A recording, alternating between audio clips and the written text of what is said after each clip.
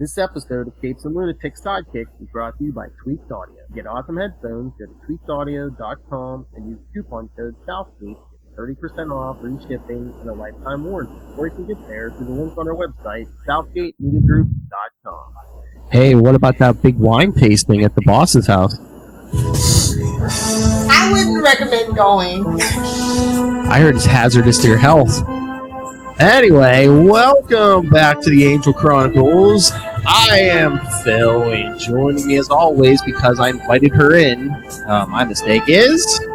Yeah, it is totally your fault. Little Hellfire, y'all.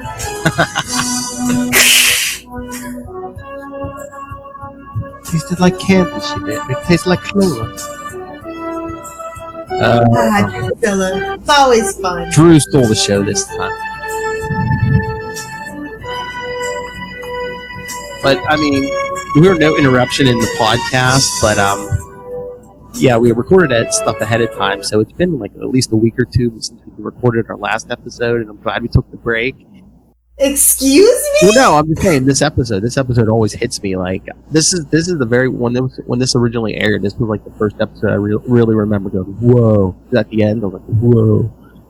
Oh, I can totally understand. I mean... And then, like, mind you, this is when TV shows used to go till, like, damn near Christmas, because this one aired December 19th, 2000. Yeah, can you imagine a TV show going till December 19th now? Well, I mean, that was, like, a good, like, cliffhanger till the New Year. It's just like... Oh, definitely.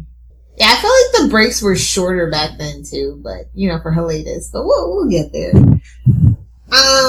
So yeah, basically this episode is, to sum it up, Angel and the Scooby Gang race against the clock to find Darla, before she completely turned into a vampire after Drusilla, turned her.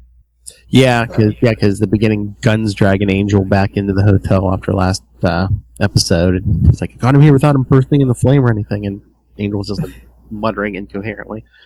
And so, yeah, after Drew turns, her and Darla literally paint the town red. Like, they go shopping. And then, is this still... I always want to say this is the last episode for Kate, even though I know it's not. No, there's a... We're getting close, though. Yeah. We're getting close. This season, yeah. And we also get, like, interference between Lindsay, Lila, and Holland, much to their chagrin at the end. So, yeah. Yeah, there's... Yeah, everyone, well, I was going to say everyone else regretted their mistake, but even with death breathing down his neck, literally, Lindsay was just like, alright, whatever. I mean, he's a lawyer already, who sold his soul to a demon hell dimension, so, he's unflappable at that point. He's like that, what's his face on Saturday Night Live? Yeah, cool, whatever. Yeah. So then, like, okay, so you talked about, like, gun dragging Angel back into the hotel. But, like, Wesley and Cordy, Tweedledee and Tweedledum are looking for information on Wolfman Hart's plans for Drusilla and Darla. I'm like, you think they would keep that on the internet? Well, it was the year 2000. I know. Let's put this on the end. People still had trust in the internet back then, though. Did they? Because I know I sure... Wow, you never had trust in anything. True, touche. But Angel breaks into Lindsay's apartment, and that's empty. He talks to his landlord. He's like, his strange English cousin plans on having a baby. And I was just like, oh, Drusilla is his strange English cousin. I know. At first I thought, the first time I saw this, at first I thought she was talking about Darla, and then she said, like, the... No, that comes later. The foreign cousin, yeah, and I was like, oh, okay, Drew. But no, I mean, at least Lindsay was smart and moved out of that apartment because he had already invited Angel in. Exactly. I love how she kind of goes, they're talking about the ritual in her Drusilla way. She's like, a nursery and a view of the stars for a traditional rebirth. So it's a greenhouse. I was like, that was a nice greenhouse. How are you just going to ruin it like that? And Gunn figures it out. Yeah. Yeah, you're not just muscle. Good for you, Gunn. You get a gold star. So Angel finds her buried beneath the dirt in a veil, and I'm just like, okay. I wish that was Ryan Reynolds, that movie where he's buried. I think it's just called Buried. I don't remember. Let's still got flashbacks. I think you did. You say when Drew was in the Wolfram Hart office talking to Holland and Lindsay and Lila? Oh, that's oh my god, that was the best. Like Drusilla is bat guano crazy, I freaking love it. She's just talking about how Grandma likes it and everything, and then I think Lindsay asked her about her, and she's like, "No, she's dead." Yeah. Grandma. I think my favorite moment though is when Drusilla knocks Angel in the head with a shovel. I was just like, yeah. You mean the part where she kicks it up like a boss? Yeah. I was like, she might be crazy, but girl's got some moves. Well, I was trying to figure. I'm like, is this like Anne Rice, where like older vampires are like stronger than like the young ones? Or are they all basically the same like strength level, but like? I guess, he doesn't drink human or whatever he does. Well, it's not the same as taking it from a human. And Drew's got the crazy strength too. True. Yeah. So that happened. Yeah, no. Yeah, Darla wakes. How embarrassing is it to get your tail whooped by a vampire you made? I know. Almost as embarrassing as the vampire she made killing 2 slayers, eh? I mean, I guess you could say that he was trying to go easy maybe on both of them, but, again, Drew don't care, Drew's crazy. I mean, think about it. Drew's crazy and she has no soul. So true. So what's that like, love? It's kind of difficult, can't see yourself in mirrors anymore. You don't show up on camera anymore. I did like that scene in the department store where the cops like going over the evidence, and he's like down on the floor, and he looks up, he hears noise, thinks he hears noise, looks up, sees nothing in the mirror, but then you see Angel standing behind him. Yes. Oh, but no, the greenhouse scene, because of course it's on a roof because they're in L.A. Yeah. Batman jumps onto the roof.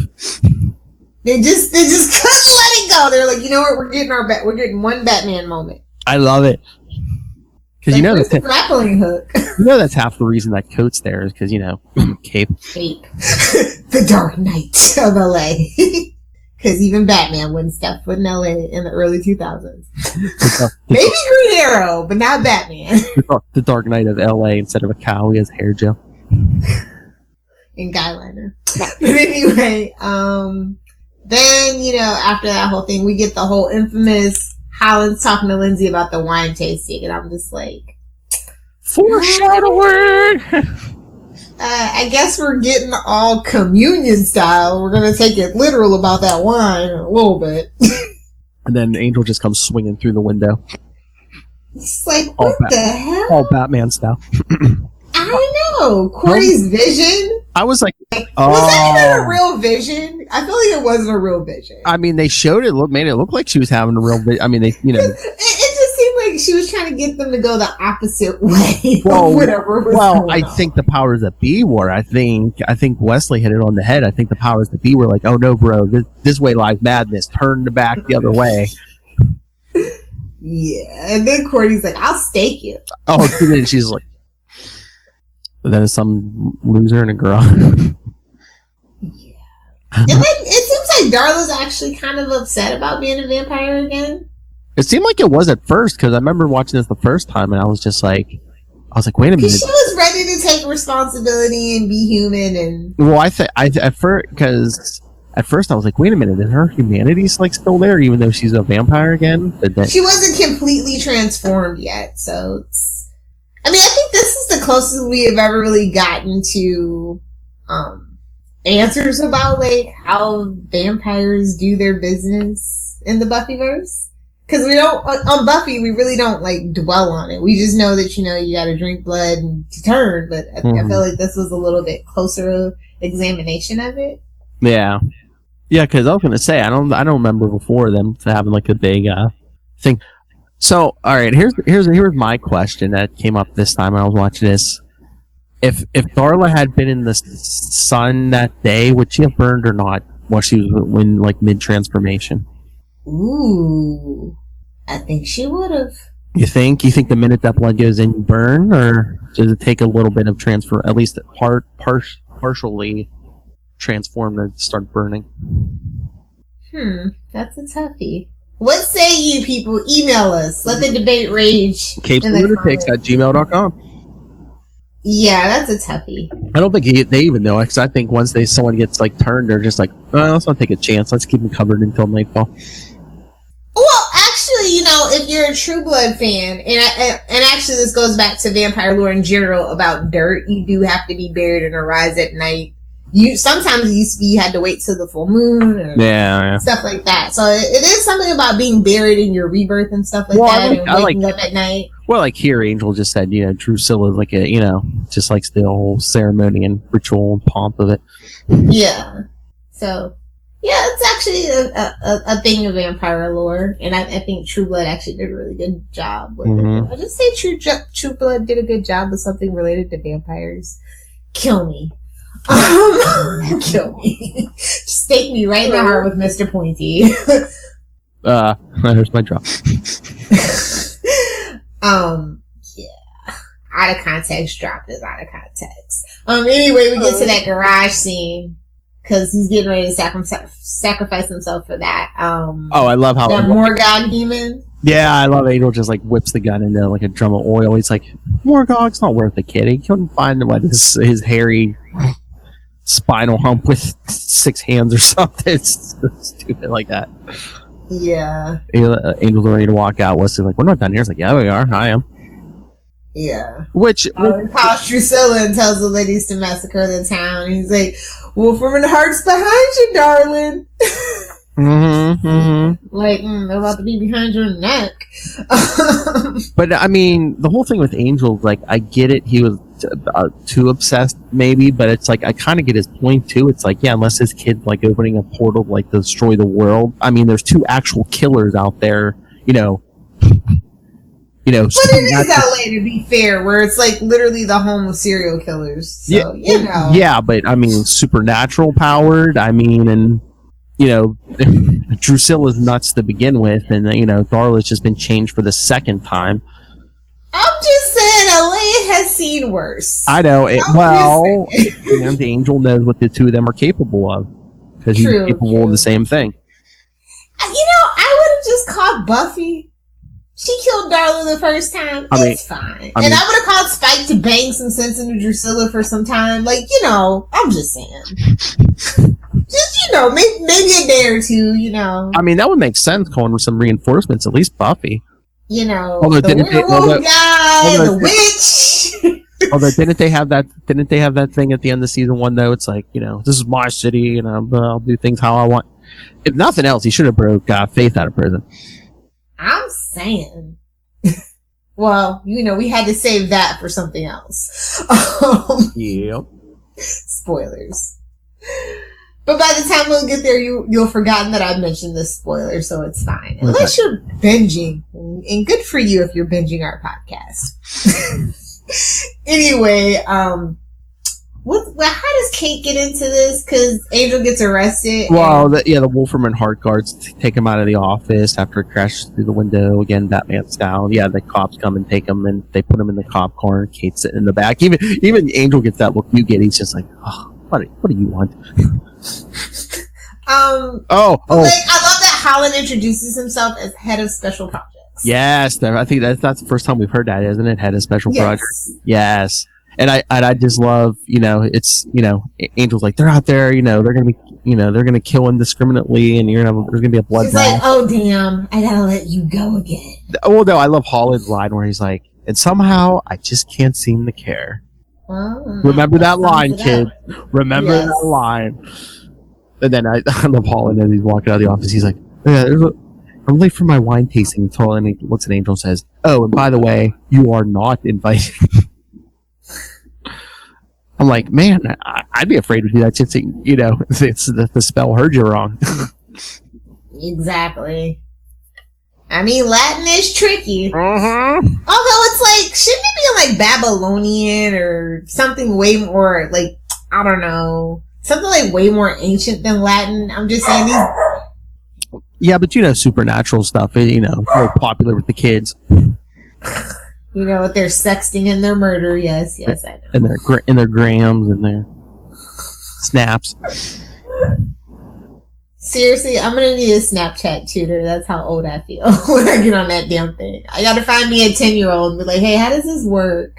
If you maybe Luca can explain it to me. Maybe, because I think him and Danielle. I was gonna say when you come up here, Danielle might be able to walk you through it. All right. Not that I'll ever use. Poor shame. You two are like the same age too. Well, you guys have a kid. Kids keep you young, supposedly. That's why I don't want them. I want to be old and crotchety and curmudgeonly as soon as possible. Matter of fact, get off my lawn! Well, and to be fair, it's Florida and it's summer and the kids are out of school and they are like all congregated because they have no parents apparently because it's 9:00 at night. Anyway, Howland's wife. Boy, he married young, didn't he? That's probably like his fourth demon wife or whatever. I was gonna say, maybe it might be like Oh, maybe that was part of his demon package. Yeah, he's like, what a young, attractive wife.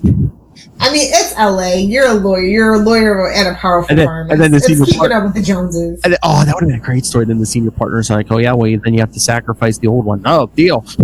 Yeah, I didn't want to pay her alimony anyway. There is no first wives club at Wolfram and Hart. Deal. Could have greased the wheels, Lindsay. Oh, I love it. I love when Darla and Drew show up in the room and they like are smelling all the fear, and Lindsay's just like, I don't even care anymore. I know. The rest of them are just like, I love to Holland with that weird look on his. Oh, you know what we skipped? The shopping spree. Oh, I almost wanted like an 80s like Brat Pack like montage. Darla just like, hello, can we get some help? The woman's like trying to crawl away.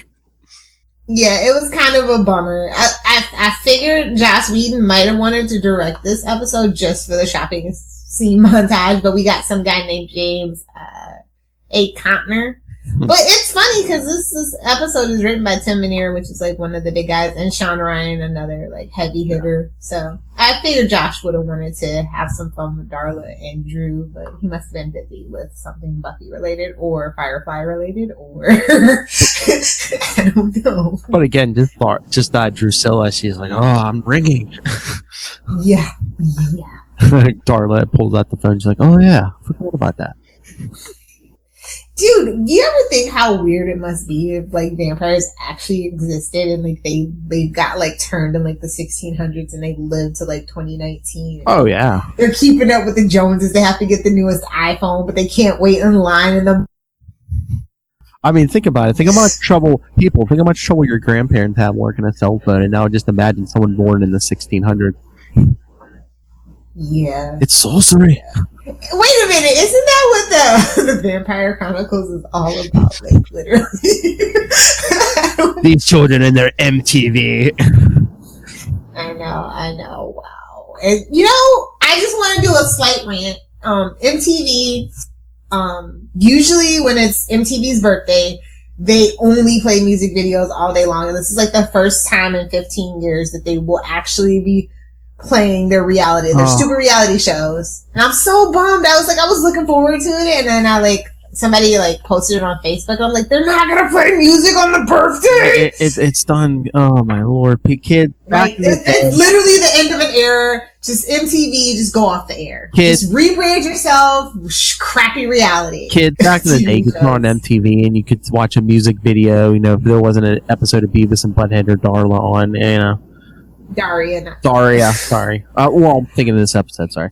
Yeah. I know. That's just my small rant, like how old I am and how old I feel. We just got, most of the day, you got music videos, maybe on what was it Friday or Saturday? But on their birthday, they're supposed to do this. Like, even though it's 2019 and you can watch every single video you ever want on Vivo, I get it. In YouTube, I get it. It's still like something... Give us some Headbangers Ball again, people. Oh my god, I love that show so much. I miss MTV Unplugged the most. Yes. Anyway, back to this episode. I love that Holland's wife gets bitten by Drusilla. And she's like, help me! And Ava's like, nah. She was stupid enough to invite them in. Yeah, exactly. And then Darla's like, hey, Holland, you never gave me that last kiss. I mean, they don't look like lawyers. I'm like, what did she think? Oh, strippers. Or they could have been demon sacrifices for all she knows. Man, that's what I was wondering, how much she knew about the family business, the wife. But yeah, that's what I thought. Maybe she was like, oh, did one of Holland's, one of his minions order up some strippers or something? They're not even classy enough to have them jump out of a cake. For shame. Oh, that's when Drew gives him the line. Oh, yeah, she was. Darla's like, oh, yeah, your wife was lovely. She tasted like clover. And honey. Yuck. If it doesn't taste like a 2-pound prime rib with au jus sauce, I pass. Oh, listen to Miss Meat Cleanse over there. I mean, sometimes you have to, get it out of your system to really appreciate and savor the flavor.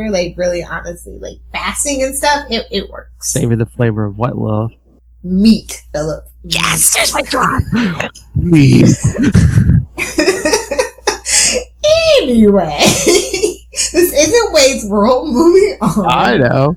I love that he just locks the room. He's like, peace out, y'all. Oh, no. We got to go through this dialogue. Yeah, but like Darla telling Holly, oh, yeah, we're working on what you talked about, a massacre. Yeah. And then, of course, Angel after, Darla and Drusilla scare the lawyers by sniffing them for a while, Angel shows up and then Drusilla's like, Daddy's home. Now that would have really been something. Yeah, I know. Oh, that was angelic. Switch off and just ate the lawyers too. But then he comes downstairs and she's like, "It's not Daddy. It's never Daddy. It's the angel beast." Yeah.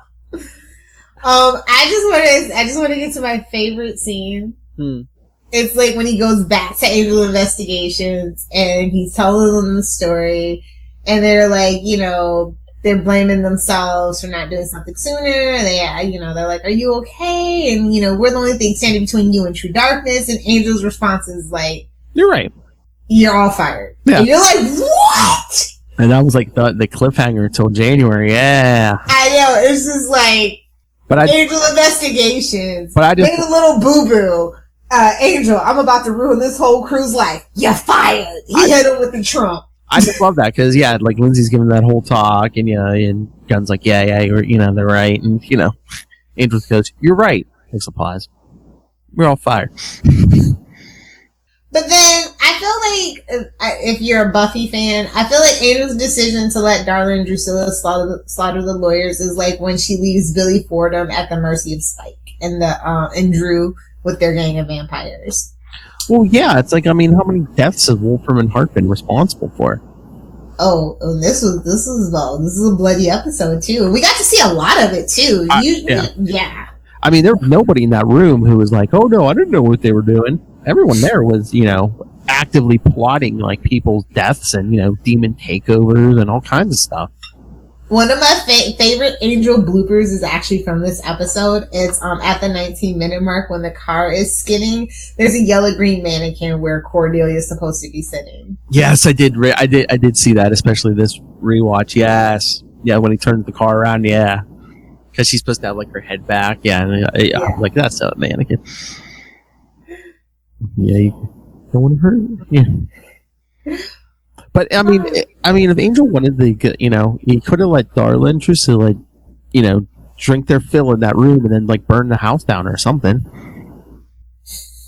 And yet somehow I just can't seem to care. That should be Kate's theme. Oh, I love that when Angel throws that back in Holland's face. You gotta help us. But somehow people are going to die. I'm like, just lawyers. Real loss. I would have been like, no, not people, you guys. Ugh. And I think you made the comparison to, what was that, the second episode this season? Yeah. The flashback episode when he leaves everyone at the hotel back in the 50s to the demon.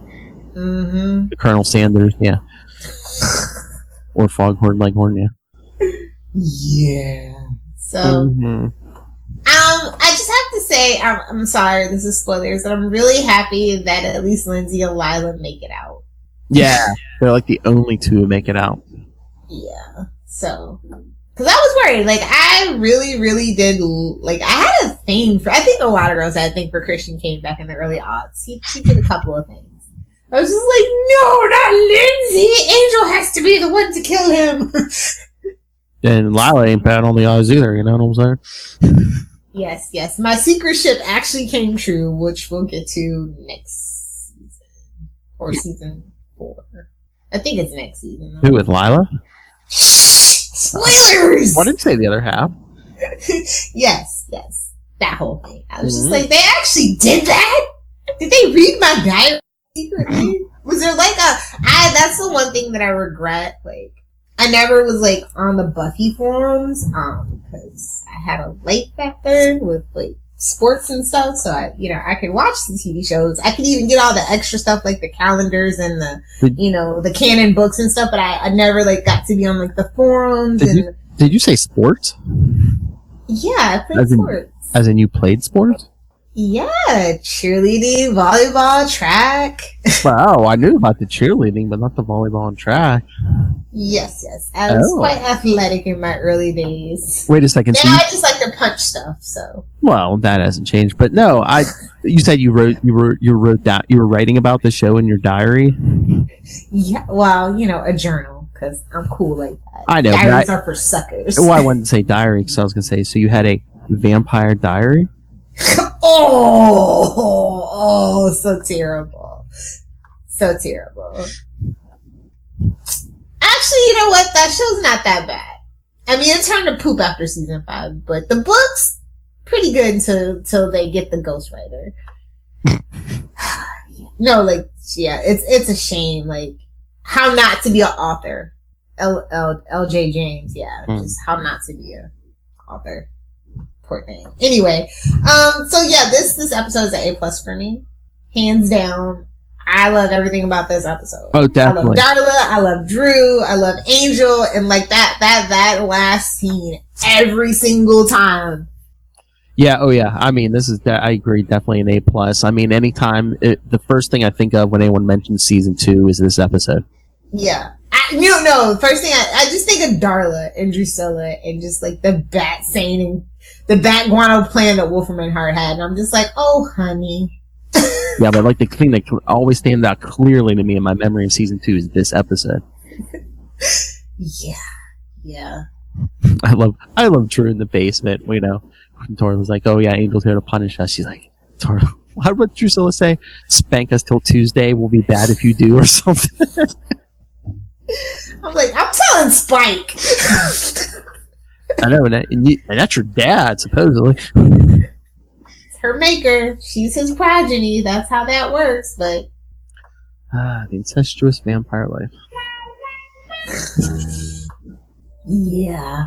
I really enjoyed the score, too. So, shout out to Robert Krall, because, a lot of suspenseful tension drumming around in the background. And just the ultimate mic drop after Angel locks everyone in, just, slowly walks up the steps.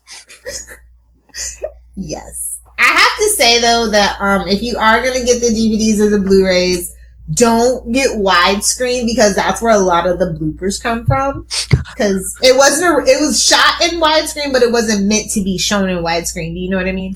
Yeah. That was a thing that Joss Whedon kind of demanded of a lot of his work. Why? Can you see boom mics and stuff or? Yeah. So.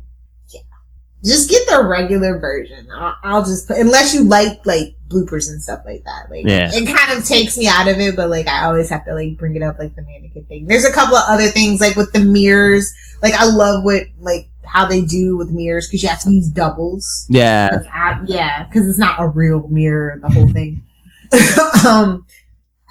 I was just it used to freak me out when I thought about it. I'm how come I'm not seeing cameras in the mirror when the movie's shooting? And I looked it up when I was 9. And I was not Angel, okay. No. No, seriously, just there's a lot of movies that actually you do people in mirrors and you're just well, if it's a movie, why don't I see the camera people? It's a pretty cool trick though, but anyway. Movies, illusions, smoke and mirrors, literally. Anyway, hit them with the shameless plugs because we do have another awesome podcast to record. That's right. It's I heard it was Slingers Month on Ultimate Spider-Cast. Yes, that's right. If you want to sling with us, tune in. Well, in a couple minutes here on Get Vocal, but tomorrow on the podcast. All right, so send us your thoughts. Got a lot more Angel Season 2 coming up. Send your thoughts, Capes and Lunatics at gmail.com. You don't even know. You guys are not ready for the rest of this season. It'll be out of the world by the end of the season. Dun. I know. All right, so like I said, Capes and Lunatics at gmail.com. And where's my notes? I'm so unprofessional. Here we go. Facebook.com/Angel TV Podcast. Unprofessional is the fact that we've been doing this for 2 years and you don't have it memorized. We do how many shows? I'm trying to get the specific social medias. At the Angel TV Podcast and at CL Sidekicks on Twitter, CL Sidekicks on Instagram. Work in progress, capesandlunatics.org. It's down in the passive aggressive. Down in the wine cellar. Make sure. Yeah, that's why it's not done. I got stuff in the wine cellar over here. I know. Make sure you subscribe to the Capes and Lunatics YouTube channel. Subscribe to our weekly newsletter at capesandlunatics.home.blog. Call the voicemail 614-382-2737. That's 614-38-CAPES. Very handy for you illiterate types. And you can always watch us live on getvocal.com. And Lilith Hellfire, where can people invite you to doomed parties? Yeah, I'm always down for a party. Like, I don't care, just as long as you give me your Wi-Fi password. I don't care. I'm there. If you have a cat or a dog that I can, like, literally spend all night in the corner just petting and talking crap about everybody to, even better. So for those invitations, please send them to me at Lilith Hellfire on Twitter and via at Lilith Hellfire 69 just for my sidekick peeps and my Capes and Lunatics peeps at Lilith Hellfire 69 on the gram. Seriously, that's how I roll. I don't socialize at parties.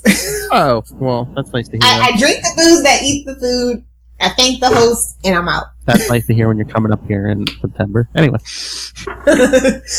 David Buster's, it's done. I'm too drunk for this. Let's start working out. I'll carry you out of there. I'm the Flash! You know what? I will bring my skates that strap to my shoes so you can wheel me out easier. Okay, 70s Iron Man. All right. We're done. All right, everyone. Join us next time. Angels off the deep end. Darla and Drusilla have had their fill. And what are Wesley Cordelia and Gunn going to do? Remember, the ever-present menace of Kate is still out there for at least 1 or 2 more episodes.